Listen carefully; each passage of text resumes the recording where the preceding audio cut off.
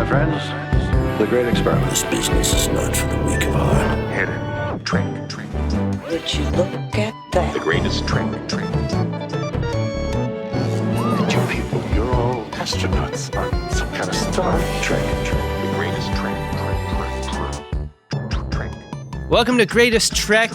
It's a new Star Trek podcast from the makers of The Greatest Generation. I'm Adam Pranica. I'm Ben Harrison. Week 7 of Greatest Trek Spring Break. We made it. We're here. No one's ever had 7 weeks of spring break. But you're a freelancer as an adult. Yeah. You can have surprise spring breaks happen all over the place. Oh, yeah. And you're really struggling. Yeah, that was almost my favorite time. You don't want that. I feel like the film business usually slows down in the winter in New York because of the weather, and That's how it was in Seattle. I was always the opposite. Like, I'd be super slow in the summers, and it sucked because, like, you want extra money in the summers to, like, do a weekend trip or something. Do the fun summer stuff that costs money. And I was always so fucking broke over the summer for some reason. Yeah. I just had a very hard time not taking work whenever. Like, I would just take too much work. And I would see an opportunity to create a spring break. Yeah. But I would never take that because of the paranoia of, like, you don't answer the phone that one time, you're not going to get a call back. Yeah. I never had enough clients that that I had that kind of challenge. I was never there's too much work and I just don't know which to pick guy. I just had one giant client that just fire hosed me work. Yeah. And that's how it went for me. Not anymore. Now it's a couple of leaky Star Trek pipes. Hence our spring break episodes, right? Yeah. We haven't talked on the show about the writer's strike, but it has shut down production on some Star Trek stuff. Right. We got a tip-off about a Star Trek-specific picket line that the WGA was doing, and I really wanted to go and throw in my support, but it wasn't really workable because of childcare issues the day that we heard about it, and we kind of heard like very last minute. But I think we should probably just say, for the record, we like totally stand with the WGA. We're recording this a bit ahead of when it's actually going to be released, so who knows where the situation is by the time this comes out.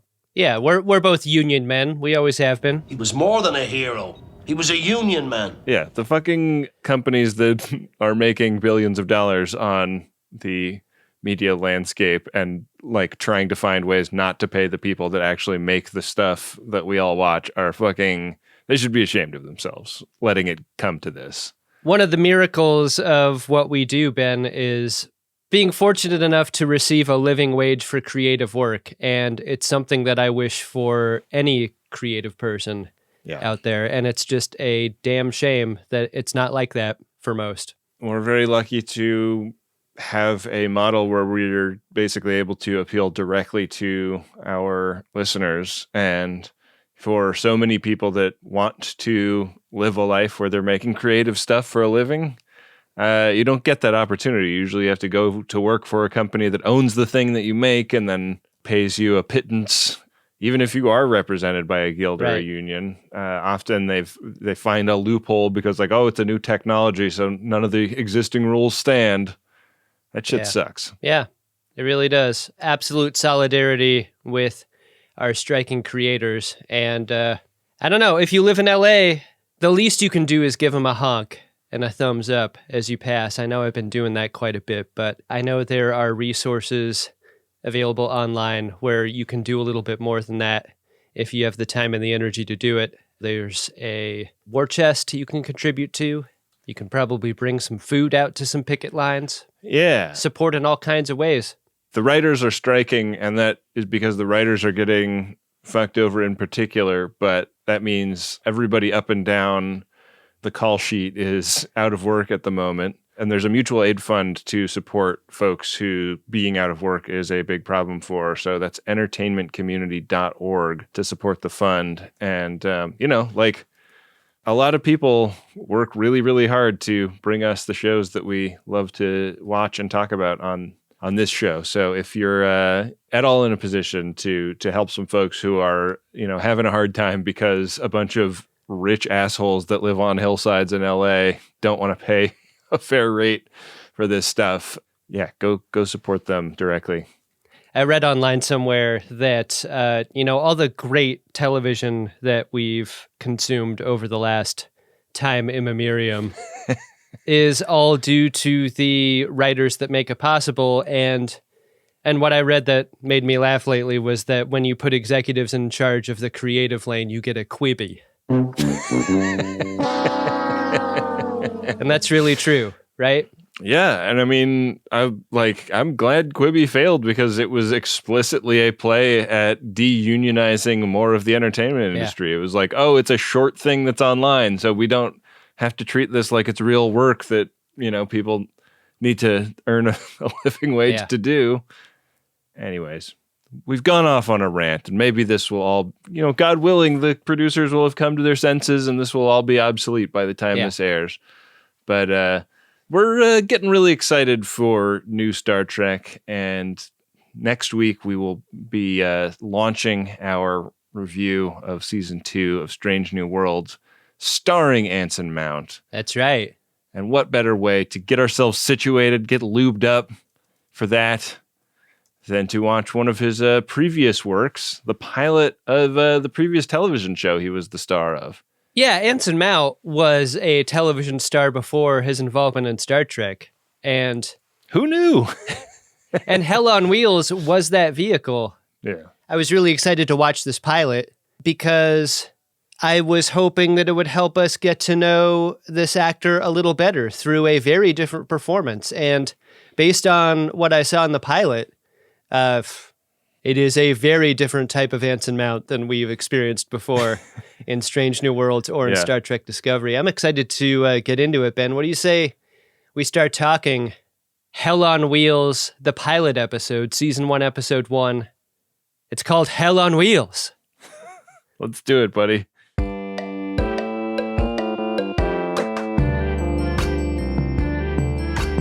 Really interesting bit of connections here between this spring break episode and some others. This is directed by David Von Anken, who directed the Tut miniseries. No kidding.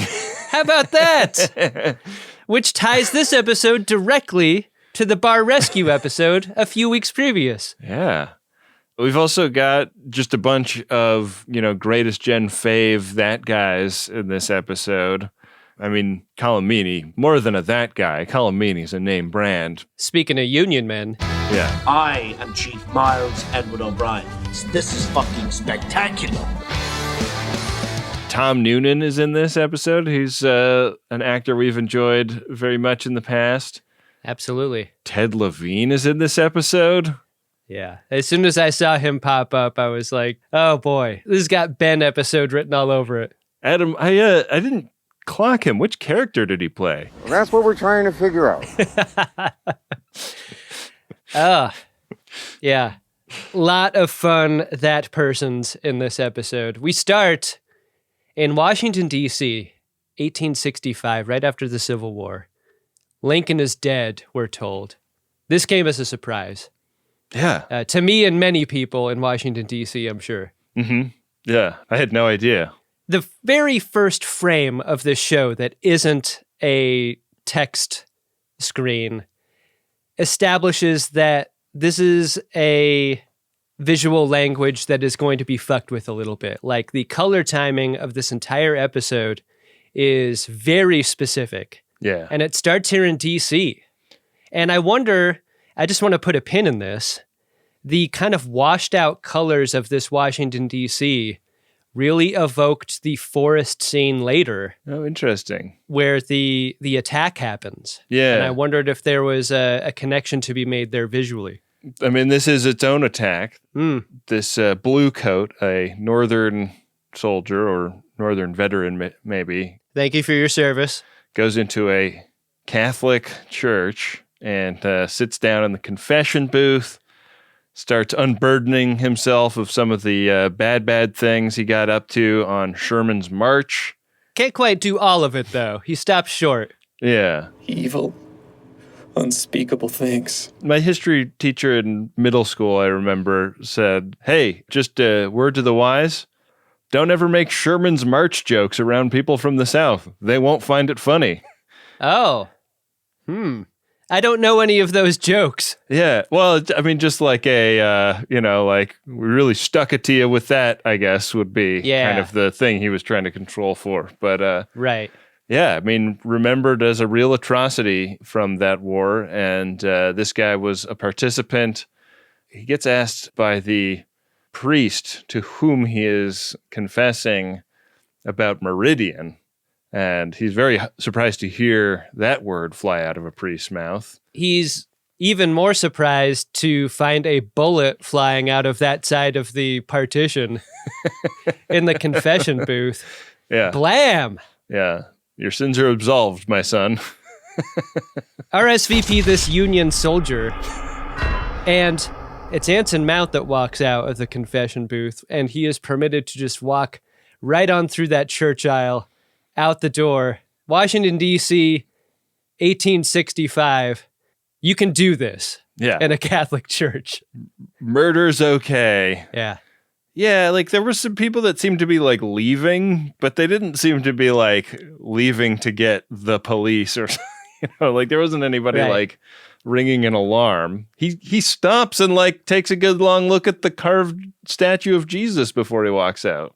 The crimes permitted and ignored within the Catholic Church are numerous. So I guess this gets lost amongst all of those. Yeah, usually it's their own they're protecting, but this time, well, I guess maybe he is one of their own if he was in the confession. Is he in fact a Catholic priest? In modern confession booths, you probably need one of those like corporate office swiper ID cards, right? Oh, you can't just go into that side. Yeah. Well, and they also have the like bullet resistant plexi in between the priest side and the confessor side to protect the people confessing. Is that a thing? Yeah, ever since 1865 they've had to do that. You can also buy cigarettes and little bottles of liquor in there. You just have to slide it under the hole.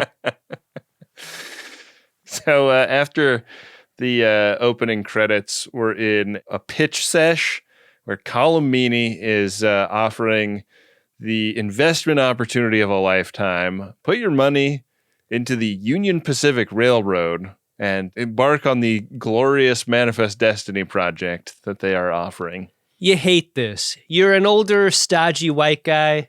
You've booked some time at a fancy resort somewhere, but you just got to sit through the Transcontinental Railroad pitch.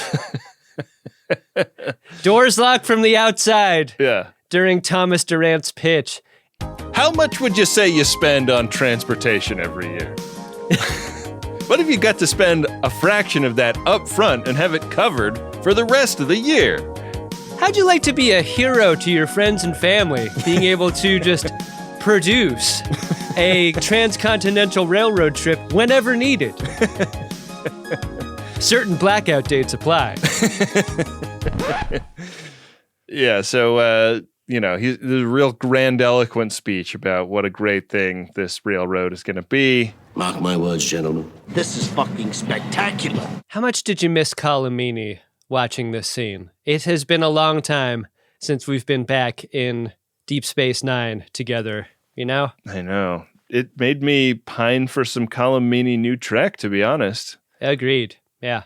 The amount of gravitas he has as an older actor is really tremendous. And I'd love to see a real wizened veteran Chief O'Brien in these streets. Really great sequence here. We get a reverse shot of Durant making his speech and a certain senator in the audience. And as we reverse shot back to Durant and back to the senator, the wide shot reveals that this presentation is over and it's just them holding court together. And Cullen Bohannon's Durant character has no problem admitting to the shittiness that this presentation was. Twaddle and shite, I say. There's an implied bribe here that actually makes a senator walk out of a room. What?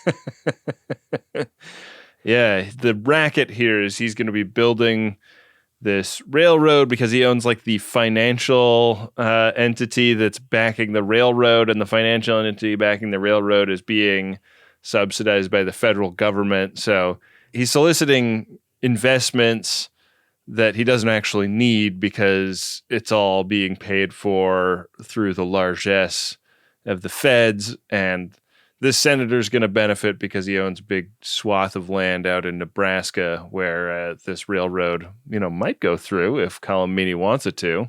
And that's the edge that Durant has. He can either run this railroad through the senator's land or not, with or without his support. It's just dependent on that. Good luck with your land speculation in Nebraska. And the scene ends with the senator being in Durant's pocket, right? Yeah, in the pocket of Big Rail. One of his many pockets. Because at this time, you're just wearing layer after layer of burlap. And every layer has its own number of pockets, right? What the fuck? It was so hot in the Old West. What were they Yeah. doing? Why all the velvet and burlap and wool and burlap? It sure seems as though the Old West would be more shirtless than we tend to see it in movies and television, right? Yeah, dump them out, Anson Mount. Who invented shorts? You never see shorts in the Old West either. No, I feel like the earliest depictions of shorts I can think of are like colonial British forces in like India or whatever. You think jorts are disparaged nowadays. You'd be the first person to wear jorts in the Old West. Oh. You're going to get run out of town. You take your Levi's 501, the originals. That you paid a full 50 cents for or whatever? Right. Oh. Sewn by Levi Strauss himself. Yeah. And you make cutoffs. That's valuable fabric you've just thrown away. Yeah. What do you do with the pants bottoms? I don't know. I don't know what you do. We cut to a train making its way across the land. I thought it was interesting that it was going left to right because I don't know why. Like, I feel like that just reads as eastbound in a movie. Great point. Yeah. Yeah, what are they doing? I don't know. They're going the wrong way. Yeah, they're taking framing notes from The Devil's Revenge. They're going back. That's not the way Nebraska is. I need the direction to California, please. Cullen Bohannon is on his way to the Hell on Wheels encampment. Yeah. And he is unfortunately seated next to a guy reading not on silent mode. Right. And you'd think he would get up and move to the quiet car. That seems to be a technology that comes much later than now. These two guys are reading aloud about the murder that Bohannon did in that confession booth. And they have an argument about where they think this guy's going after death. Yeah. These guys are kind of semi-literate and Irish. And better than being semi-Irish and literate, am I right? Oh, you said it, brother. Yeah. You don't want to be half. They're of the mind that you can go to heaven much quicker if you're already there at a church when you get blasted. Yeah. Cullen believes in a higher power, but it ain't the Lord. So I guess that does answer the question of whether or not he is technically speaking a Catholic priest. Right. Do you not believe in a higher power? Yes, sir. Wear it on my hip. The camera really loves Anson Mount's face, and this is a scene that, because it's more than one time, establishes the pattern of this. We're really in close on Anson Mount's face for a lot of this episode. And it really establishes him as a powerful character in a visual language kind of way. When you give people wide shots or two shots, that's diminishing compared to looking a guy in the eyes as he looks down at you, as you so often get in this episode. Yeah. I think it was the way his hair and beard were styled, but I really got Viggo Mortensen Lord of the Rings energy in this scene in particular. Yeah. From Anson Mount. If you're your wife, for example, you might in fact think that this is Viggo Mortensen. Why does just a little bit off? Does my wife see people as Viggo Mortensen more often than other people? No, but you know, like her way is just like an observation that's just a little bit off the mark, like that. Yeah, okay, yeah. So yeah, everybody's headed out west to get a working on the railroad, and it doesn't seem like anybody's on this train that aren't there for that, right? Yeah, could you imagine getting on this train to like do anything else besides go to the Hell on Wheels camp? You've fallen asleep like you fall asleep on a subway and wake up in Coney Island or something? Oh crap! Why didn't anybody wake me? Yeah, but like out here to do that, not necessarily with promise of work. Like he hops off the train and climbs under the ramp that the pigs are crawling down from the pig car and goes and like asks for work from the site foreman. Tales of fraud and malfeasance in railroad hiring practices. Cullen Bohannon asks what kind of job would be best for him, and Daniel Johnson goes, "That's what I'm trying to figure out." He is an enthusiastic day drinker. Yeah. Even more than we are. Yeah. Some might call him a two-fisted drinker, but that would be very wrong. Yeah, one of his hands has been blowed off because he was in the war as well on the Union side, which leads to just some nice, neat tension between the two of them. Daniel Johnson, you know, doesn't ask for a resume in particular, but does drop an N-bomb when he learns that Cullen is an ex-slave owner and puts him in charge of a black work detail doing like the hardest, most physical labor on this project. I really, really like what a moving target Cullen Bohannon is this entire episode, as far as how you're supposed to feel about him based on the information you have in that moment. And there are so many different scenes that change his position on whatever morality scale you might have for a person. Yeah. And this is one of those moments where you're like, oh, this guy's not good at all. We saw him murder a guy in a church, and now he confesses to having slaves. That's no good. But the Union guy is the guy that we would naturally be told to like in 9 out of 10 movies or TV shows depicting a guy from the Confederacy and a guy from the Union. Yeah. And Daniel Johnson is not likable. He is a racist, drunk asshole who has a real chip on his shoulder and thinks of Cullen's past as being an advantage in this context. Yeah.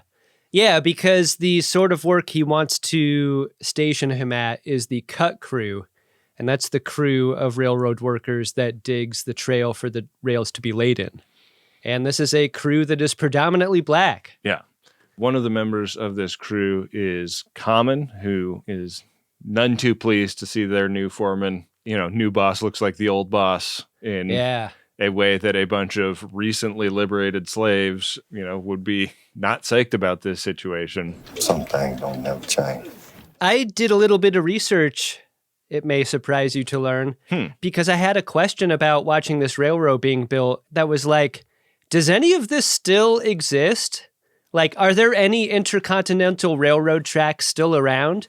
And the answer is, obviously, no. But the paths? Yeah. Like what the cut crew cut for the rails and the pilings and stuff, that all still exists. Right. And modern railroad infrastructure uses all of that, even today. I have read a little bit about how like building railroads now in the US is particularly tricky because of the rights of way. Like there's the issue of like having a train go through a place is like you have to like clear the path. Right. Both physically but also legally. Yeah. And so like one of the reasons we have such shitty infrastructure now is that they didn't maintain a lot of the rights of way and, you know, let them go to seed or whatever. But yeah, this is a very interesting part of American history that we're seeing depicted here. You know, like these dudes are not happy with the situation that they have found themselves in after the war. It is a very different feeling from the next scene that we get, a very short scene introducing the Tom Noonan character to us, which you've got to believe becomes a more thoroughly sketched out character as the season goes on. Yeah. He plays Reverend Cole, and he baptizes a Native American for kind of a long time underwater. Like there's a reverse shot pattern here where I was like, oh, let him up. He's been under for too long. I thought for a moment he was evil. Yeah. But no, this is ostensibly a good reverend. And when the two ride into the Hell on Wheels camp to set up a church, they choose a spot in camp that no one wants a church in, especially the sex workers who come up and introduce themselves with some real Californians accents. I love this main sex worker here. He's like, what are you doing here? We're here to do sex work. And your kind isn't allowed. Why don't you get on the Continental Railroad and go all the way back to D.C.? We're growing these navel oranges and giving blowjobs. Nobody has particularly great teeth in this episode, aside from like Anson Mount and Common. I would say like are the standout good teeth havers in this episode. Great observation, because you get close-ups of those two guys, but then you also get close-ups of the sex worker, and you get a mouthful of teeth in that shot. Her teeth are really not being well taken care of. Yeah. It's very upsetting. So yeah, I guess this is like a church that is a tent that they pitch when they get to camp. So yeah, some people are going to find it hard to fuck during the liturgy, probably. My offering plate has cum in it. That's called tithing, right? You drop 10% of your load. Everybody with any religious affiliation has just unsubscribed from the podcast. You gotta laugh. We cut over to a very fancy looking rail car where Colomini is beating up the guy that's designing his railway, because this guy's designing for efficiency, and that's not what Colomini wants. He wants the maximum number of miles. We widen out to the exterior of Colomini's train car, and there's an Amtrak logo on it. Like, oh! Damn it! No wonder! It started so long ago!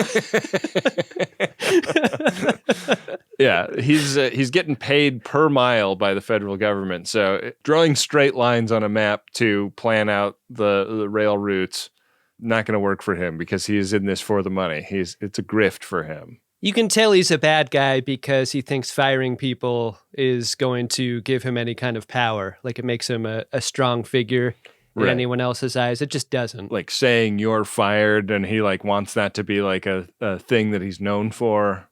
But right place at the right time for the other guy standing at the map. You look like a bright young man. All he's got to do is keep his mouth shut. Yeah. Promotion for him. Much like that sex worker in the earlier scene. All he's got to do is keep his mouth shut.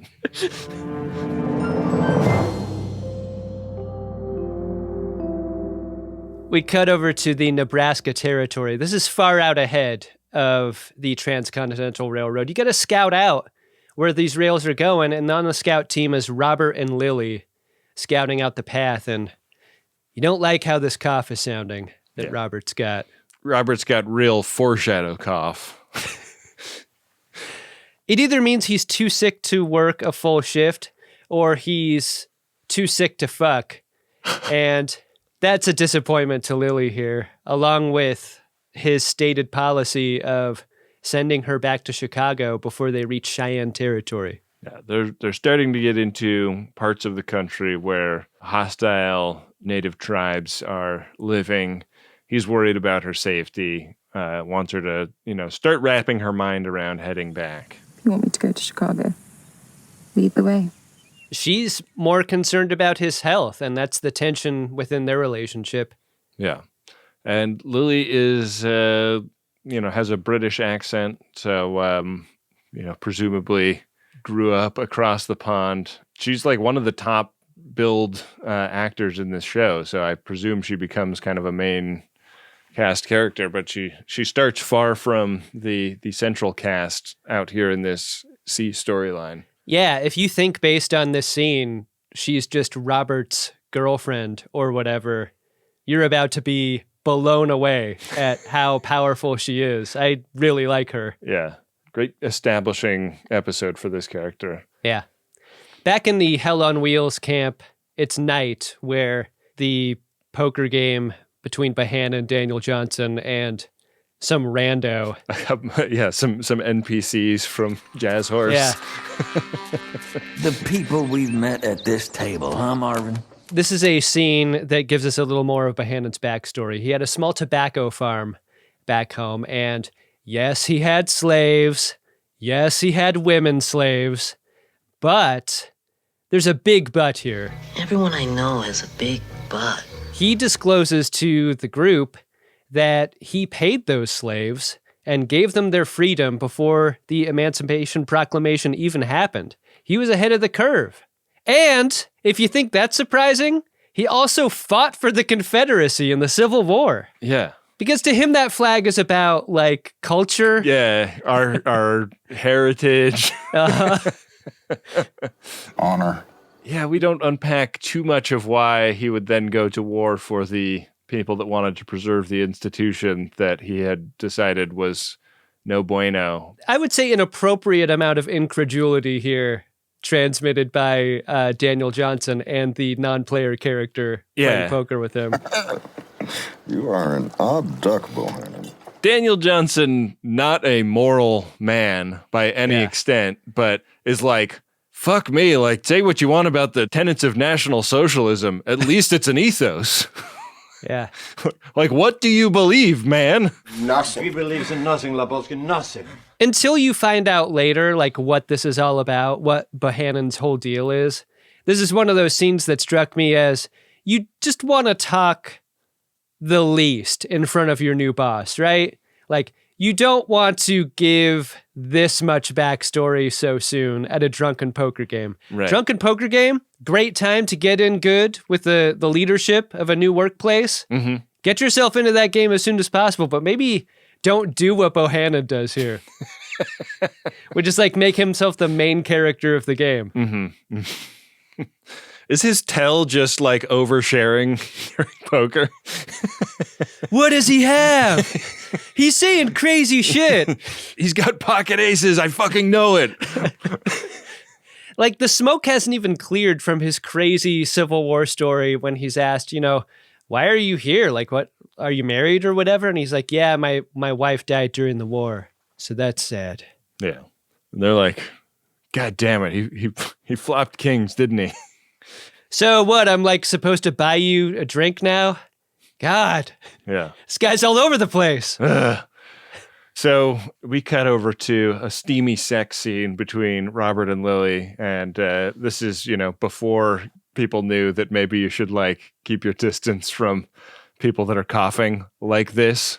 He seems to be fairly concerned that one day he'll die having sex with her, given his respiratory issues. Yeah.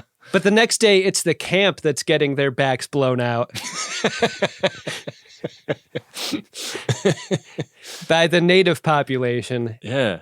The establishing shot of this attack is so great because, like, so often the depiction of, you know, bows and arrows used as weapons is like kind of cartoonish, right? You can hear them fly through the air. They're kind of like wobbly.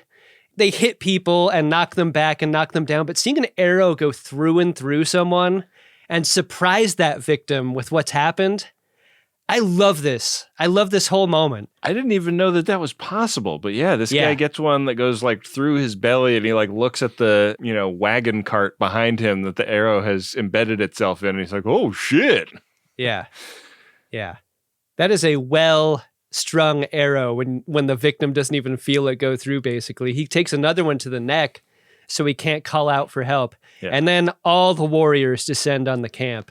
This attack is brutal and it is fast, and Robert and Lily are lucky to notice that it's going down before their tent is a focus of the action. They're lucky they didn't save it for the morning, right? Like, get your fucking done at night. Because in the daytime, you never know what's going to happen. Yeah. Robert is really worried about the maps that they've been making on the survey team. And so they like load that stuff up into these like amazing leather map satchels, and a bunch of the maps are stuck together. They're like trying to roll them up, but they're like crunching and stuff. Lily! And she's like, Robert, I told you to use that Nike shoebox. What are you doing? So they retreat into the forest, and this is the scene I was referring to earlier that was very desaturated in color. Yeah. Really loved all that happens in here. You get the sense that Robert's going to be a liability in terms of their stealth ability in this forest. He just can't keep his cough inside. The cough is going to give them away. One of the warriors follows them into the forest and is like looking around for them.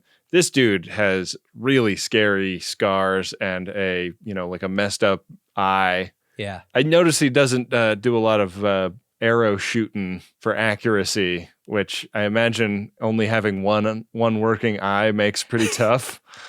I don't know, man. When he shoots Lily through her outstretched hand and like pins her hand to her chest. Yeah, but he's like 10 feet away from her. Yeah, anyone could do that, right? He's not a sniper, That's what I'm saying. That's fair. Yeah, so she has to like pull this arrow out. It's like gone through the palm of her hand and then into her shoulder. Yeah. And she has to pull it through her hand and out of her shoulder while Robert is like wrestling this guy. And then she goes and like rams the arrow underneath his chin and then like, I guess, through his soft palate and into his brain. This scene is so rugged. Oh, it's great. It sadly takes one of the Cheyenne warriors off the board because I kind of wanted to know this guy a little more. Yeah. But holy moly, Lily, what an amazing moment for her. Wow. Wow. Yeah. With that guy dead, she, rolls over and looks at Robert, who caught a big old knife to the belly during this, and she realizes she's alone in the world, and it's time to make haste and get out of here because there's still a whole bunch of warriors out there. RSVP Robert, RSVP One-Eyed Cheyenne Warrior. Yeah. The credit for that guy is Pawnee Killer. Yeah? Are the Pawnee like a sub-tribe of the Cheyenne? What's interesting about them being Pawnee is Pawnee was very specifically the tribe in Dances with Wolves. Oh, shoot. From that famous scene where the Pawnee warriors attacked the encampment. Many Pawnee warriors enlisted to serve as Indian scouts in the U.S. Army to track and fight their old enemies, the Lakota, Dakota, and Cheyenne on the Great Plains. So they're not the same. So these are like the Maquis. Maquis? Of the Cheyenne. Or the Pawnee, yeah? Well, they're specifically not the Cheyenne. That's what I'm saying. They're the Maquis of the Indians. They're the Maquis to the Cheyenne. Right. That's what I'm saying. Yeah. They're rubber people, as Chakotay might put it.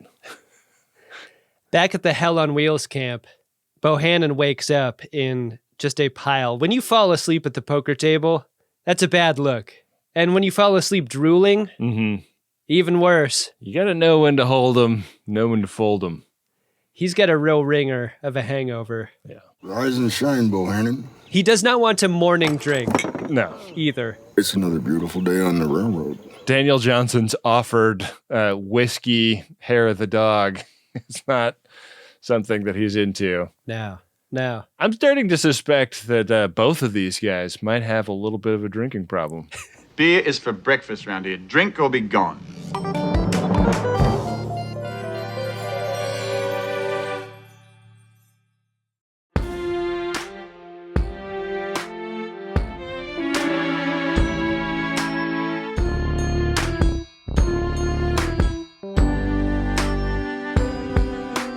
We cut over to the cut crew line where Common and a coworker argue about the ex-slave boss that's running the line. And Common does not like how much of a cheerleader Bohannon is in this scene. They don't need that kind of encouragement. They need their spiritual songs to pass the time. And that's when Common starts one up. Yeah. It's really directed at Cullen in a real, like, fuck you way. Like, we don't like that you're the boss kind of way. Yeah. New boss, huh? Barf. We start to understand Cullen as a person who does not like to be disrespected, but also isn't going to make a huge issue out of a little thing like this. I love how indifferent Bohannon is in this scene, though. Like, if this bugs him, he doesn't betray that. It's a wordless scene. It's like, I see what you're doing, you know? Yeah. And on the other side, he isn't like, look, guys, I've had slaves before, and I feel like I'm pretty cool. So yeah, maybe try to give me a chance or whatever. Like, he doesn't go that route either. He's not virtue signaling like, yeah, the slaves I had, I set free because I believe in that. Hey, you know what an appropriate time for that story is? Here, Cullen Bohannon. Not getting drunk with your boss at the poker table. You know, a lot of people think I'm racist, but some of my best friends are my ex-slaves. Yeah. Yeah, tone of the episode really changed when he crouched down and told the cut crew that story. Yeah, it's like you were saying, like it really like changes a lot how you're supposed to feel about this character from moment to moment. Meanwhile, Durant's train has stopped on the tracks, and this is such an interesting moment of like technology because you got to stop the train sometimes to hook up with the telegraph. And that's what's happening here.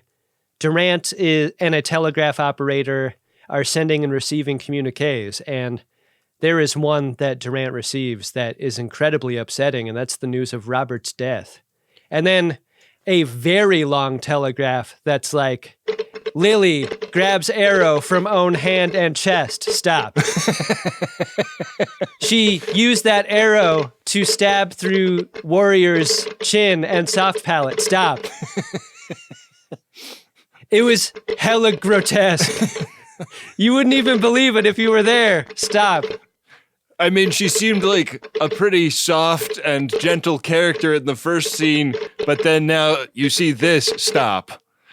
And you're like, what am I supposed to make of her? Stop. You really hope she didn't catch that cough from Robert. Stop.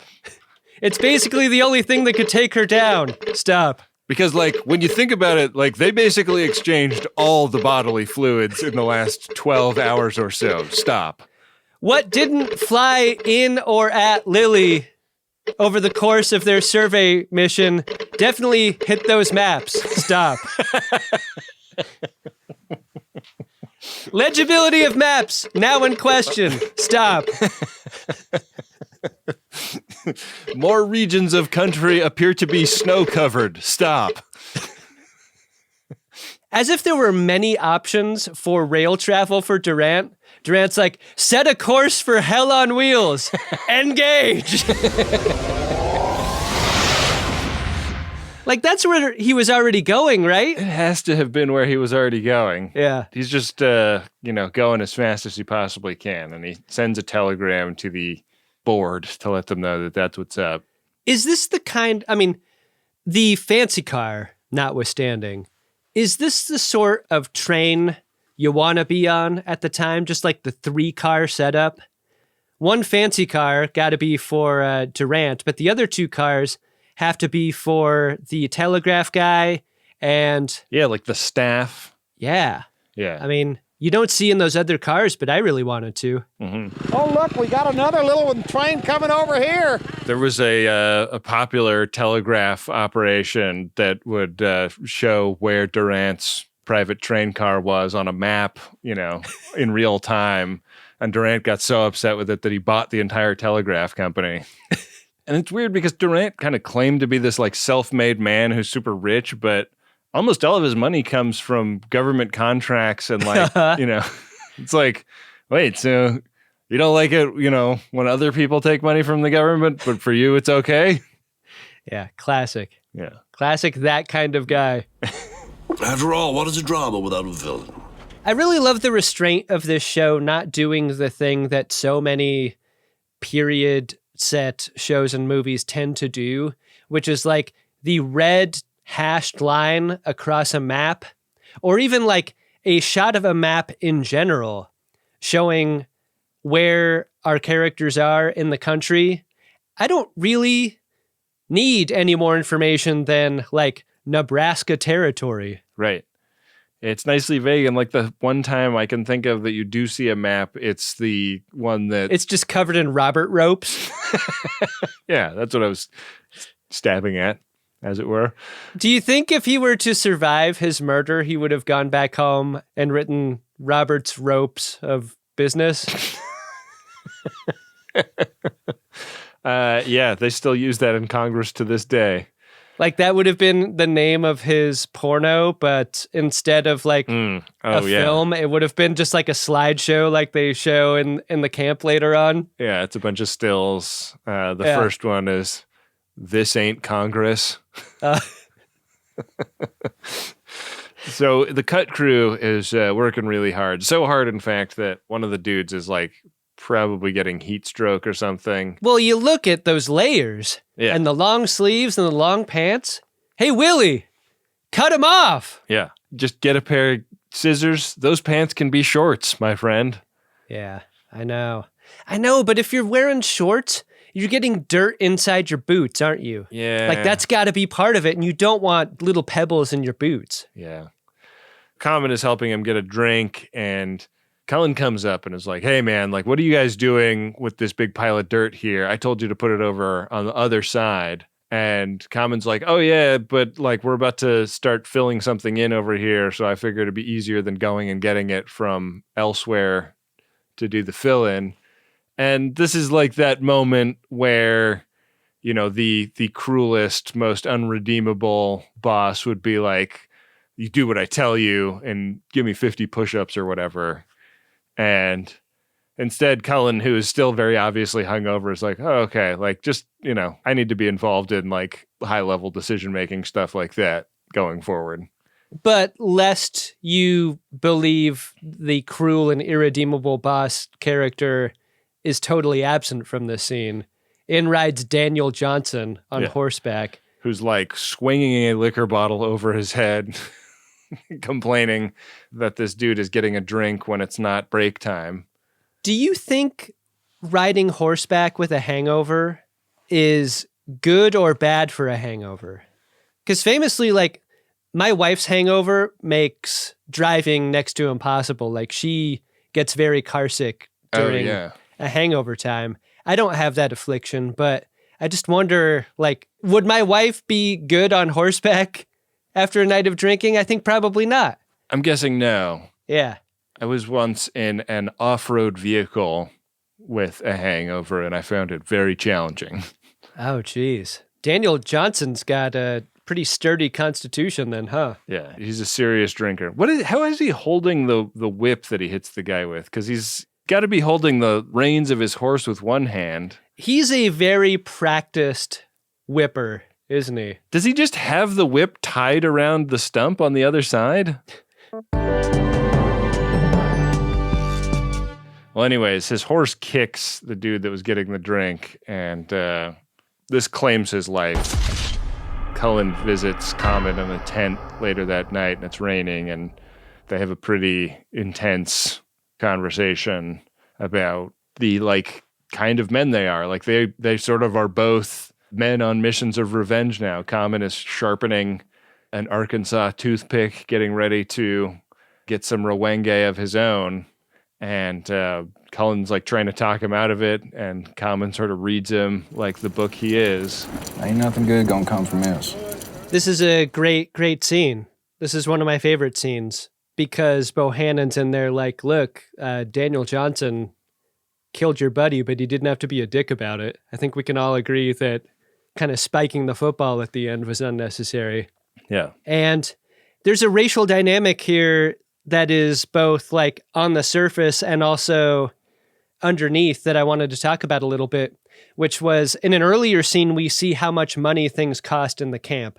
And one of the things with a value is a water bucket. A water bucket's 25 cents. And when Bohannon helps himself to Common's water bucket, on the one hand, the look that Common gives him is like, don't drink my fucking water that I spent 25 cents on. But on the other hand, it made me wonder, is it unusual for a white person to drink out of a black person's water bucket? And if that isn't conveying some sort of message to Common in that moment. I mean, is it unusual for a white person to even be like visiting with a black person and like checking on them? Yeah.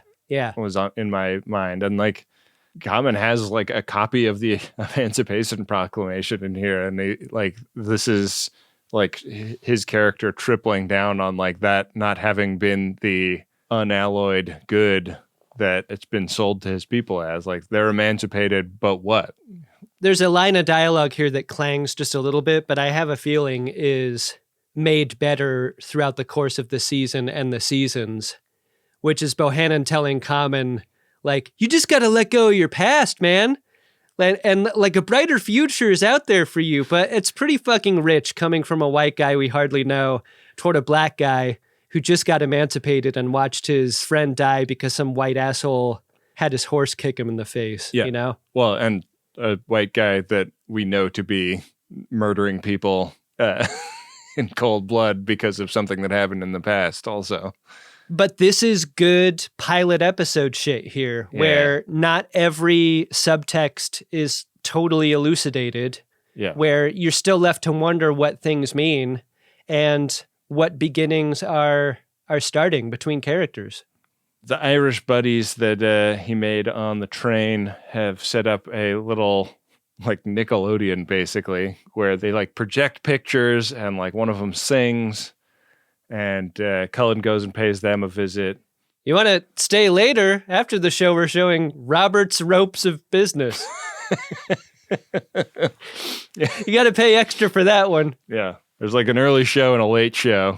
Not bad for a couple of Irish pumpkins. One of the nice things about this being a tent is that we don't have to clean the floors after. Bohannon's like, yeah, you know, I'd love to stay, but I need to drink, or fake drink, as it is. He meets up with Daniel Johnson, and during their tying of ones on, it's clear that they have very different feelings about their roles in the Civil War and what it might have done to either diminish them or make them better. Johnson seems almost wistful about crossing a bunch of moral lines during the war. And Bohannon here is righteous almost to the point of being a little grating about it, like almost goading Johnson with his righteousness. So you did nothing that you were ashamed of? It does grate against him a little bit. Yeah. That's clear. It's also an interesting tension for a pilot episode. Like, he is claiming to have had this kind of like morally pure experience in the war, which is hard to square with the fact that it was a war at all and that he was on the Confederate side. So I'm very curious what he means by that, what that means to him. But then Meridian comes up and Daniel Johnson whips it out under the table. Unclear whether or not it has been out the whole time. It seems unusually fast. Yeah. That this weapon has been cocked. So for a man that drinks with as much enthusiasm as he does, he has been pretty sharp on the issue of assessing who Cullen is and why he may have come out to Hell on Wheels camp, which is, he's like hunting down all of the people that were involved in what happened to his wife at Meridian. And he actually learned some new shit in this moment about what happened to his wife. He assumed she hung herself, and Daniel Johnson explains, like, no, the sergeant strangled her and then strung her up. And the revelation that there was another person there, this sergeant, is pretty earth-shattering for Cullen. And that the sergeant is at the Hell on Wheels camp, especially. Yeah.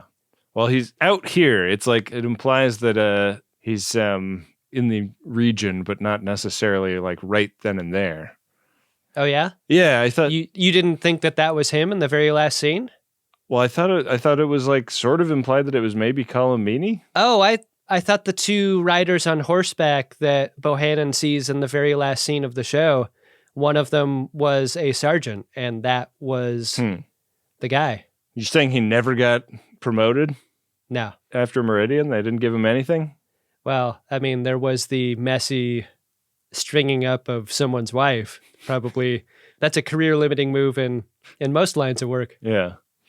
Depends, you know. If Sherman is your boss, maybe not so much.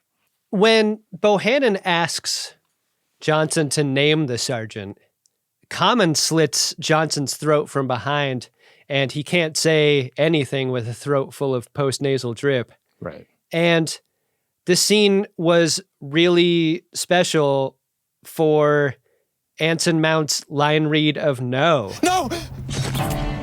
There was such a desperate sound to it that you never hear him come anything close to for the entire episode.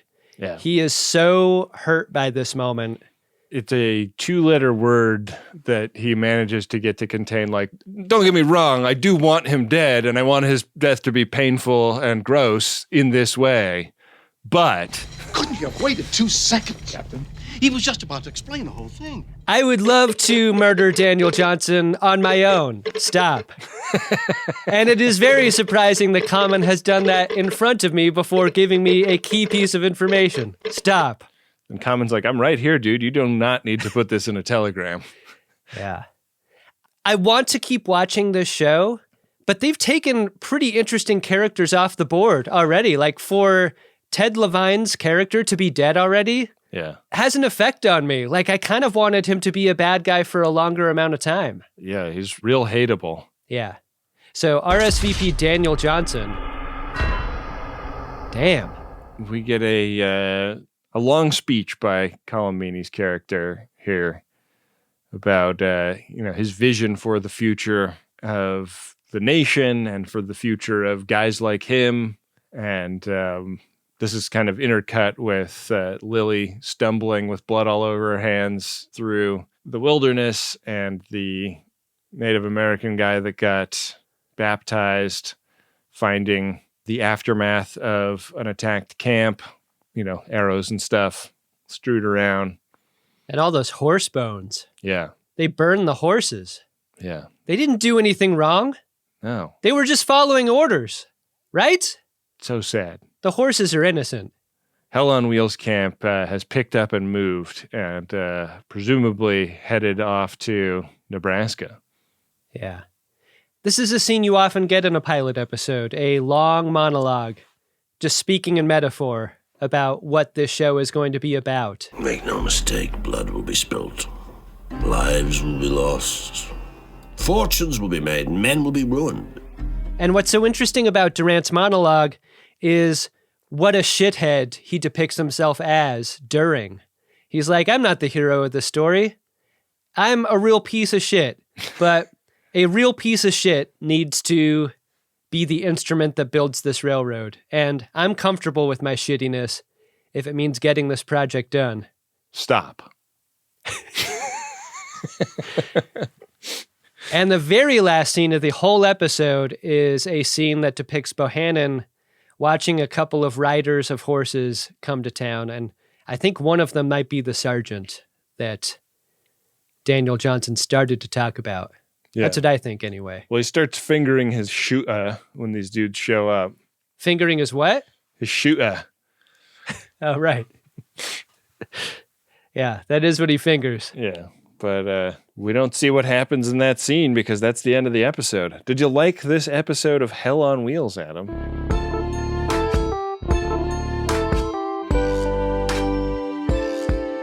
I've had a Deadwood-shaped hole in my heart since that show ended. I really love a Western television show, and this one really got to me. I mean, being a fan of Anson Mount's work through Star Trek, I think helped. But you could argue Cullen Meany's the main character of this episode, even more than Bohannon, like in terms of pages of dialogue, especially. Yeah. I really thought, as pilot episodes go, the job is to make you interested in watching the series. Right. And this one was effective to me in that way. It's interesting how a lot of characters talk about morality and sort of have morality measuring contests with each other in this episode. And it seems like this morality obsession is more of a modern thing than it would be for a past person to be into. Mm-hmm. So it feels very interesting to hear past people talk in such modern terms about their relationships with what they've done in order to achieve what they have. I love how it looks. It's a really good looking show. I am interested in what happens next. Interested enough to maybe keep watching it, even. I know we don't have a lot of time for recreational television, especially a multi-season prestige television show. Yeah. But maybe we bring this one back for a couple bonus episodes from time to time. I think it'd be fun. Yeah, I would be open to that. One of the things that we talked about at the end of the Cheers episode about Kate Mulgrew is like, if you're casting for Captain, you pop in that tape and you can see it. Yeah. And I think one interesting aspect to Anson Mount's performance here is that, like, how many tapes do you pop in of this show before you gather that there is your captain? I don't know if this pilot episode is sufficient for me to get there the way that the 3-episode arc of Cheers was able to get me there for Kate Mulgrew. Yeah. I mean, in terms of gravitas, Anson Mount's got it. Right. In terms of complexity, he's got it in this episode. But, like, there are many scenes in Discovery and in Strange New Worlds where he's got a softer touch. And I've got to believe that we're going to get, like, soft touch flashback here in Hell on Wheels, where we learn a little bit more about Cullen Bohannon and his relationship to his wife, you know? That's interesting. Yeah, I think it's a very different type of character than Pike. Like, the imagery in the church kind of reminded me of the episode of Discovery where they found the church. Yeah, great call. You know, we've talked to Anson Mount in the couple of times we've gotten to interview him about having a scholar of religion as a parent has really informed a lot of the roles that he's taken. And I didn't know how, like, literal that was until watching this, but yeah, it's an environment that he seems to uniquely wield as an actor for, you know, interesting energy. And the roles have such a specific articulation about those themes and his character's positions. Right. Within those structures, you know? Yeah. So I really liked this, and it was really fun to see Colin Meaney again, and really interesting to see what a younger Anson Mount was up to. You know, what it looks like when his hair isn't 3 or 4 inches high because he is the captain of a starship. It made me wonder, when we go back to the pilot episode of Strange New Worlds, how much of those earlier scenes where he's grizzled in a cabin, you know, how much of that was sending a message, like a visual meant to shed a past role and embrace a new one, the way that going from Hell on Wheels would be going into being the lead of a Star Trek show for. Yeah. Well, Adam, do you want to see if we have anything in the Priority 1 inbox? Oh, yeah. All I got to do is hop in my fancy rail car and head on over there. Priority 1 message from Starfleet coming in on secured channel. Ben, our first Priority 1 message is of a promotional nature. Okay. That message goes like this. I'm an OG FOD who moved to Hollywood during the recent unpleasantness to finally pursue a professional acting career. Wow. Imagine my surprise when, last year, I found myself in an audition room facing Robert Beltran himself. Whoa! Who cast me and is now directing me in what might be the best play of the 20th century. Arthur Miller's Death of a Salesman plays at the Casa 0101 Theater in East LA, June 9th through July 16th. No And Robert shit. is doing a magnificent job with a top-notch cast. Wow. How about that? This is so cool. So the message for all Los Angeles-based FODs is to come see Death of a Salesman in Boyle Heights, directed by Robert Beltran and starring an FOD, Jack Bernaz. That rules. Congrats on getting cast in that, Jack. And I really hope people will come out and see the show. I definitely want to go see this with you. We should yeah. make a night of that. That'd be fun. Let's book some tickets for ourselves right after we get off these microphones. Yeah, let's buy our tickets before all the FODs do. Yeah. It's going to be amazing. Yeah, so come out and see the show. You might see us in the audience. How about Jack trying to give Robert Beltran the greatest Trek bump? Sounds great. The mind reels. I just can't even. That's so cool. Yeah. I love that. Congratulations on getting the role. Yeah. Adam, our next Priority 1 message is from Andrew D. It's to us, Ben and Adam, and it goes like this. Just finished your ST Prodigy S1 eps. Gotta admit, your dedication to the Barnes Franks bit took serious moxie. Well done. Question. Any chance you'd consider doing a Twin Peaks sideshow? I'd love to hear your inimitable take on fish in percolators and all the zany bullplop of Season 2. The Greatest Peaks needs you. Oh, geez. The Greatest Peaks sounds like a restaurant that neither of us should open.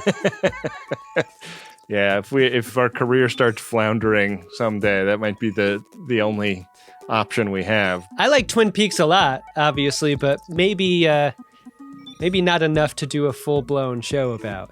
I have never seen it. Oh, it's weird. You know, it's a lot of people's fave. It's weird. No kidding. It's fun, though. I like it. Well, maybe that's another idea for a bonus app. Yeah. Someday. Yeah, keep giving us ideas for bonus apps in the P1s. That's fun. Yeah.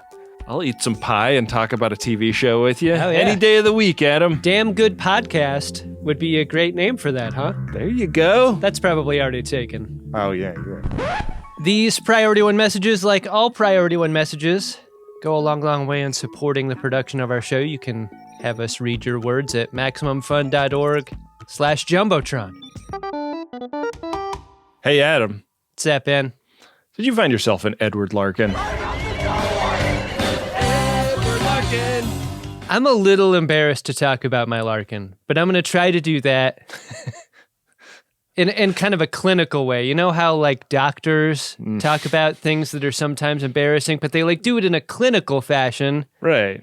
You know, to make it more palatable. Everything that happens after you turn your head and cough is kind of the tone you're going to go for right now.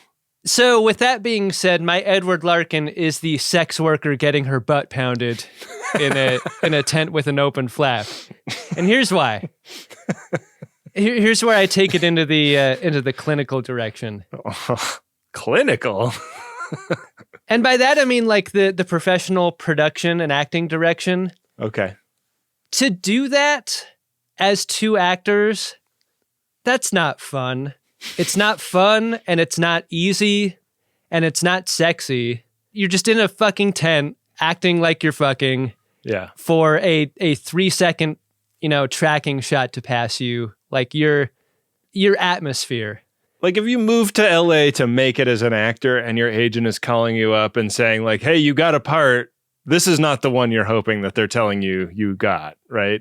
I just want to say this part is out there myriad times, especially in Westerns. You see this scene in a Western all the time. Uh-huh. The sex worker tent in full view. Pretty much how you know you're watching a Western. Yeah. And, rather than making this like a joke, like the Edward Larkin joke or whatever, this part caught my eye and it just reminded me that like there are no small parts for actors. And a shot like that may reveal something that makes you chuckle or whatever. But those are two real actors doing real work that is real difficult. Yeah. And maybe not the most fun type of work to tell a relative about, but important nonetheless. So I'm going to make the sex worker in that scene my Edward Larkin for that reason. What about you, Ben? Hell yeah. My Edward Larkin was doing a different kind of pounding, Adam. I believe this is the scene where Common and the guy that gets kicked in the face by the horse are first in the trench, and the guy is really thirsty. He's maybe having heat stroke or something like that. There was a guy in the background who is meant to be simulating like building some kind of wooden truss system. I noticed that guy. Great call. He's got his hammer turned. I think he's got his hammer turned around the wrong way. Like he's What hitting... are you hammering back there, man? You're hammering nothing. You're hammering nothing. And it looks like he's hitting it with the claw, maybe. Yeah. Yeah. I mean, Daniel Johnson, all about staying on time, on shift, and not taking any unnecessary breaks. Who is he going to be more upset at? Yeah. The guy who needs water to keep working, or hammering guy hammering nothing. I just feel like the amount of scrutiny that Daniel Johnson is putting on the liberated men in this camp is unfair. Yeah. Daniel Johnson doing a whole third kind of hammering. He's hammering whiskey. Yeah. A lot of hammering in this pilot episode, isn't there, Ben? It's replete with hammering at him. Yeah. Good Larkins. Both. It's been fun sitting around here talking about this show with you. This was it, Ben. Spring break's over, isn't it? Next week, got some strange worlds that are new, and we're going to talk about them right here on Greatest Trek. Thanks for sticking with us throughout our spring break. I hope it was enjoyable for all the FODs out there the way it was for us. What a fun little detour. Yeah. I really thought this was great. The FODs that didn't stick with us, yeah, they're fucking dead to us. Yeah. And now it's time to go back to school with season 2 of Strange New Worlds.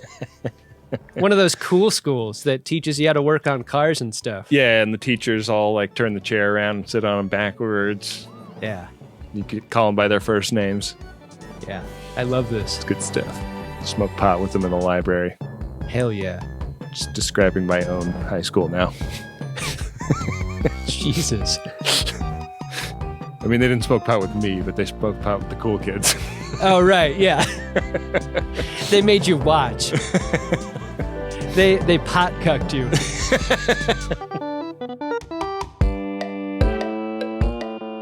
Greatest Trek is an Uxbridge Shimoda podcast on the Maximum Fun Network. It's hosted by Ben Harrison and Adam Pranica, and it's produced and edited by Wendy Pretty. Next week, it's time to get into the second season of Strange New Worlds. Episodes will continue to come out on Fridays, so Ben and Adam will be back in a week with a review of the premiere. It's called The Broken Circle. Thank you to Adam Ragusia for composing all of the original music for this show. He has a podcast and a YouTube cooking channel, and you can find those by searching for Adam Ragusia. Thanks to Nick Ditmore for creating the show art, and Bill Tilley for managing the @GreatestTrek social media pages on Instagram, Twitter, and Mastodon. Follow those accounts to stay up to date and use the hashtag #GreatestTrek when you talk about the show online. If you're interested in supporting the podcast, there are a lot of ways you can do that. Become a member at MaximumFun.org/join, get something for yourself or a friend at podshop.biz, or book a P1 at MaximumFun.org/jumbotron. Thanks for listening. We'll see you next week on Greatest Trek.